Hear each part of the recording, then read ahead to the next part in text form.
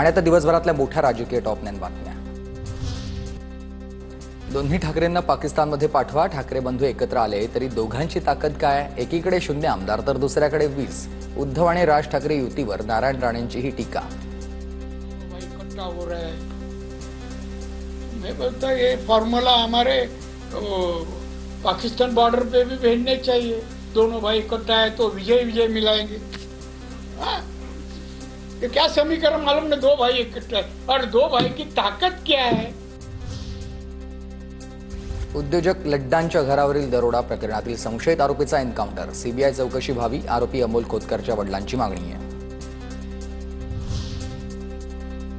संभाजीनगरमध्ये शिरसाट यांनी आरोप केलेल्या प्रकरणातील आरोपीचा एन्काउंटर, दरोड्यामधील आरोपींना पोलिसांमधील काही जणांचं सहकार्य, संजय शिरसाट यांचा हा आरोप। मला असंही काही वेळेला असं जाणवलेलं आहे, हे जे काही दरोडे असतील, जे छोटे मोठे चोर आहेत, यामध्ये काही डिपार्टमेंटला मधले माणसं त्यांना सहकार्य करतात अशी सुद्धा काही लोकांची तक्रार माझ्याकडे प्राप्त झालेली आहे।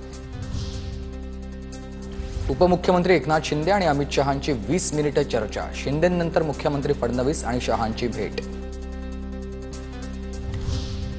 शहांकडे भाजपामधील मंत्री आणि आमदारांकडून अजितदादांच्या कार्यपद्धतीवर नाराजी व्यक्त, दादा भाजप आमदारांविरोधात नेत्यांना ताकद देत असल्याचा आरोप आहे, सूत्रांची माहिती। भाजपचा आमदार रोहित पवारांना धक्का तर कर्जत जामखेडमध्ये राष्ट्रवादी शरद पवार गटाच्या 7 नगरसेवकांचा भाजपमध्ये प्रवेश, राम शिंदेंचा पुन्हा एकदा रोहित पवारांना दणका।